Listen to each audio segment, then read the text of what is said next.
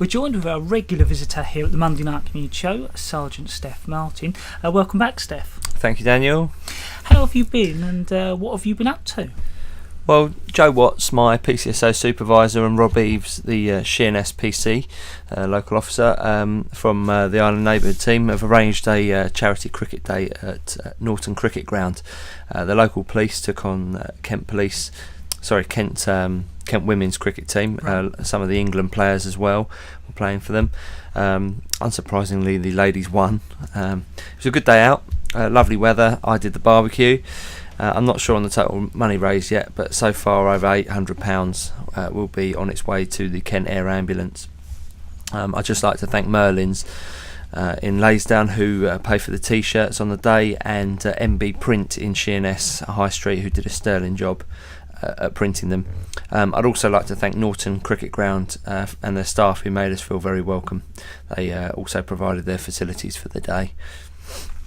How is policing on the island today, Steph? Well, crime is continuing to fall. We're currently around 13% down on last year's excellent figures. We've got our work cut out to maintain this level, as we introduced a lot of crime prevention measures last year. Obviously that resulted in some of the lowest crime figures on the island in years. I'd like to thank CJ Watson. Some of the listeners will know him through links to the windmill in Sheerness. CJ and the Roundtable 776 have funded our latest tool to fight crime. We've just taken delivery of a smart water wand. This will help us check the second-hand shops, jewellers, scrap dealers for items with smart water property marking solution on them. You can search the internet for smart water for an idea on how effective it is. But when we worked with the community safety unit, we introduced smart water into over 1,000 homes on the island, and obviously it's better than UV marking, because it's got its own DNA strand in it, meaning that obviously if we get property that has smart water on it, we can identify exactly where that property has come from. So this wand will definitely speed up our property checks. I went to Minster Parish Council for their parish meeting the other night. It was nice to see a good turnout. The Parish Council are doing a lot for the community at the moment, and I would encourage the local people to go and get involved.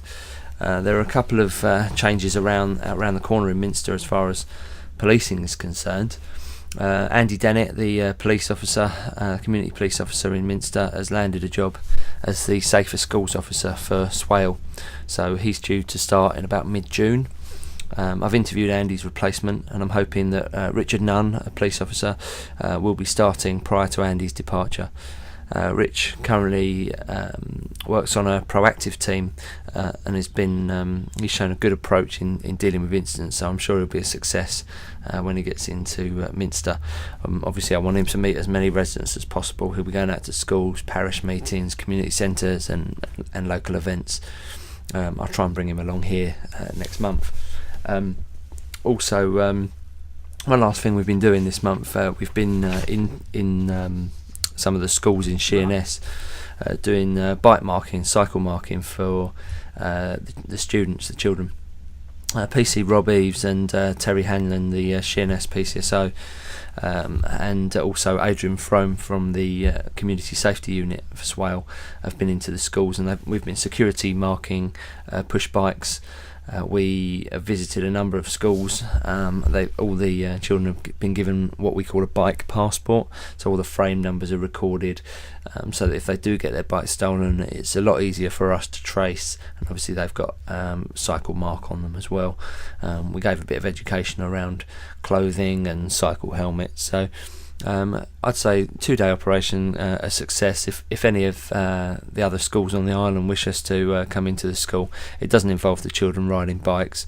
We're just coming in and meeting the children and just giving a bit of crime prevention advice and helping out. So I'd welcome a call from anyone who wants us to do that for their school. We are talking to our regular visitor, Island Sergeant Steph Martin, here at the Monday Night Community Show. We're joined back with Sergeant Steph Martin here at the Monday Night Community Show on BRFM. Steph, when you mentioned the smart water wand, you mentioned scrap dealers. What checks do you do there?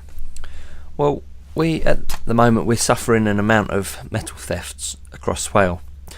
We've got a team of officers dedicated just to this crime type at the moment, and they're doing a lot of checks in the scrap dealers to see who's bringing in the metal, and we're trying to link it to reported crime. I know that businesses are using property marking solutions to mark lead on rooftops and other metal and cable that they own. We ask residents to make sensible choices regarding any callers who cold call to ask if they can remove metal from your property. If you don't wish someone to take items, then be very clear and try and take a vehicle index to report it to us. We've had incidents where residents have said no and the cold callers have returned a while later and taken the items anyway. We need to work with communities to stamp this out. If people have had lead removed from their house, there are very reasonable priced alternatives. There's a product called Ubiflex, and it virtually has no value no resale value if it's stolen. If you search the internet, you can find a range of prices, with some offering great value, which is obviously preventing crime from returning and making you a repeat victim. With half term coming up, what will you be doing around the town, Steph? This half term, we're specifically targeting the Beachfields area of Sheerness. We'll be looking at underage drinking and general ASB.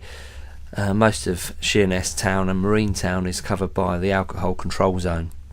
So this is going to help us with any incidents where alcohol is involved. Working in partnership with Swale Borough Council, we have a patrol purely dedicated to tackling antisocial behaviour incidents or disorder, and they will go to any call that we receive. Also, any areas that have been a problem historically, they'll also visit. If you get an issue, give us a call. If you know the local officer for your area, then try and call them direct. If not, then phone us on the office number, which is local code 584165. If you get no join with those, it means we're probably all out of the office, out and about in the area. Give our Kent Police non-emergency number a ring on 01622 690 690. We're talking to Sergeant Steph Martin, our regular visitor from the Island Neighbourhood Policing team, right here at the Monday Night Community Show. We're talking to Sergeant Steph Martin here at BRFM.